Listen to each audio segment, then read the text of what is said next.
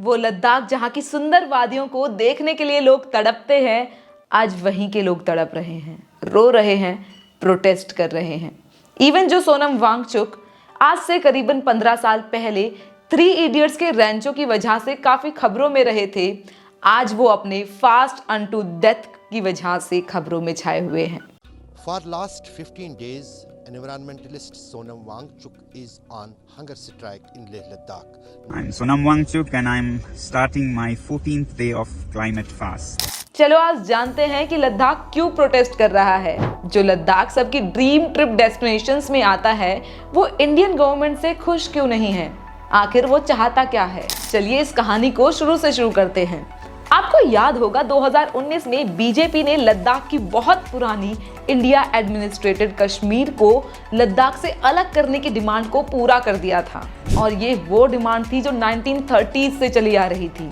Even 2019 में लेह और कारगिल के लद्दाख ऑटोनोमस हिल डेवलपमेंट काउंसिल ने एक रेजोल्यूशन पास किया था, जिसमें उन्होंने कश्मीर के एडमिनिस्ट्रेटिव से पूरी ऑटोनॉमी मांगी थी। LAHDC का कहना है कि JNK गवर्नमेंट लद्दाख के साथ पार्शियलिटी कर रही है। दे इवन फेल्ट कि डेवलपमेंट के मामले में भी उन्हें अलग तरह से ट्रीट किया जाता है। LAHDC बनने के बाद तो लेह और कारगिल के लोगों के पास लोकल गवर्नमेंट्स की कुछ पावर्स भी मिली है। 1995 में जब लद्दाख ने डिमांड किया था कि उन्हें इंडिया का यूनियन टेरिटरी बना दिया जाए, तो तभी LAHDC बनी थी, और यहाँ की जो मेजर पॉपुलेशन है वो बुद्धिस्ट की है। और कारगिल को 2003 में LAHDC के एक्ट के अंडर ऑटोनॉमी मिली थी, और वहाँ के जो लोग हैं वो मेजॉरिटी मुस्लिम्स की है, और ये कभी भी नहीं चाहते थे कि यूनियन टेरिटरी का स्टेटस मिले या फिर कश्मीर से लिंक तोड़े जाएं। और दूसरी तरफ हिमालयन रीजन और नॉन मुस्लिम कम्युनिटी के लोग बहुत टाइम से यूनियन टेरिटरी की डिमांड कर रहे थे, क्योंकि उनका कहना था जम्मू एंड कश्मीर के पॉलिटिशियंस एंड ब्यूरोक्रेट्स जो कि पार्शली ऑटोनोमस थे, वो उनके साथ डिस्क्रिमिनेट कर रहे थे। फिर जब 2019 में 5 अगस्त को प्राइम मिनिस्टर नरेंद्र मोदी की गवर्नमेंट ने इंडियन कॉन्स्टिट्यूशन से 370 आर्टिकल को हटा दिया, जो कि डिस्प्यूटेड एरिया था कश्मीर का, जिसे इंडिया एडमिनिस्ट्रेट करती थी, उसको कुछ ऑटोनॉमी देती थी, जबकि पाकिस्तान दूसरे पार्ट को एडमिनिस्टर करता था। और रेजोल्यूशन के बाद स्टेट को 2 यूनियन टेरिटरीज में डिवाइड कर दिया गया, जिससे इफेक्टिवली ये रीजन बीजेपी गवर्नमेंट के डायरेक्ट कंट्रोल में आ गया। अब पहले तो लद्दाख के लोग इस डिसीजन से बहुत ज़्यादा खुश थे, आखिरकार उनकी इतने सालों की पुरानी डिमांड को पूरा किया गया था। लेकिन ये खुशी बहुत देर तक नहीं टिकी, क्योंकि अब लद्दाख के रेसिडेंट्स को ये डर है कि कहीं उनके लद्दाख के डेलिकेट इकोलॉजी को डेवलपमेंट और इंडस्ट्रियल प्रोजेक्ट से खतरा है, जो कि न्यू दिल्ली में उनकी मर्जी के बिना ही अप्रूव किए जा रहे हैं। और उनको ये भी टेंशन है कि इंडिया के दूसरे हिस्सों से लोग वहां पर आकर सेटल हो जाएंगे, जो कि मेनली उनका जो ट्राइबल डेमोग्राफी है उसको डिस्टर्ब करेगा।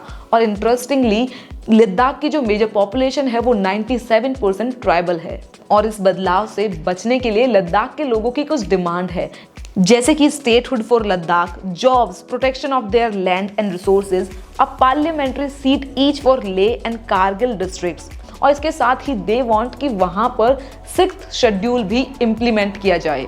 ऑल्सो उन्हें लद्दाख की ट्राइबल पॉपुलेशन को प्रोटेक्ट करने के लिए और लैंड, हेल्थ और एग्रीकल्चर के लिए ऑटोनोमस ऑर्गेनाइजेशन बनाने के लिए कॉन्स्टिट्यूशनल प्रोविजन भी चाहिए। पर आगे बढ़ने से पहले जरा इस स्केड्यूल को समझ लेते हैं।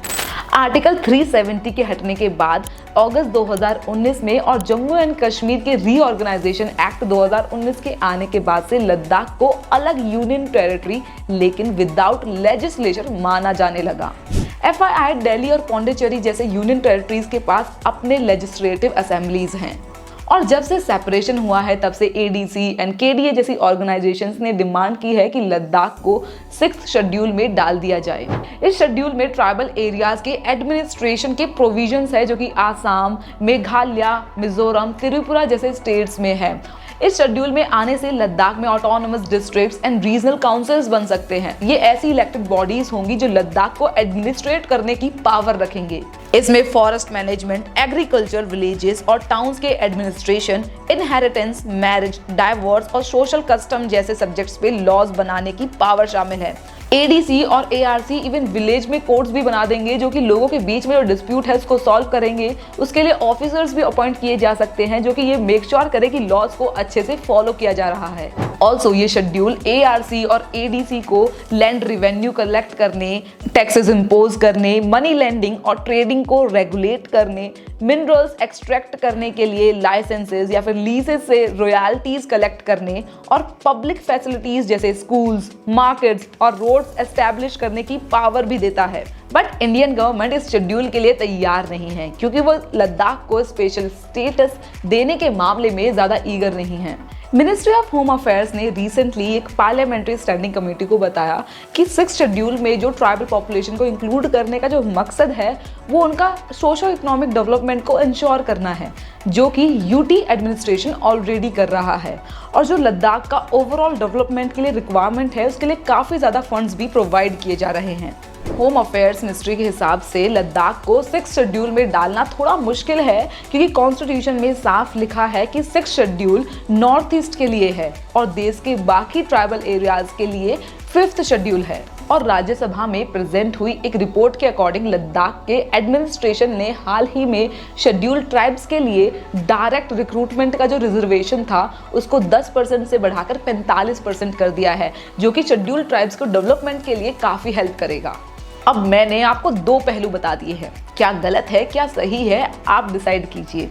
और अगर लद्दाख में थोड़ी भी ज़्यादा हलचल हुई तो डेफिनेटली पाकिस्तान या फिर बीजिंग इस सिचुएशन को एक्सप्लॉइट करने की ज़रूर कोशिश करेंगे। और इंटरेस्टिंगली जब 2019 में लद्दाख को फेडरली गवर्नड यूनियन टेरिटरी बनाया गया था तो बीजिंग ने उसे रिकॉग्नाइज नहीं किया था। ये जो एरिया है वो disputed 3440 kilometre de facto borders के अलॉन्ग हिमालयाज में है, जिसे हम लाइन ऑफ एक्चुअल कंट्रोल यानी कि LAC भी कहते हैं। और इसी से रिलेटेड लद्दाख के लोगों का एक और कंसर्न है।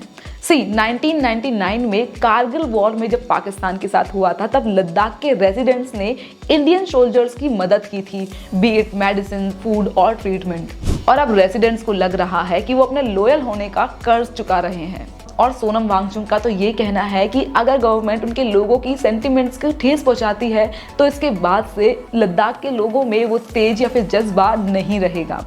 अब आपको क्या लगता है, क्या इस आमरण अनशन के सामने सरकार झुक जाएगी या फिर इस बार लद्दाख के लोगों की जीत होगी?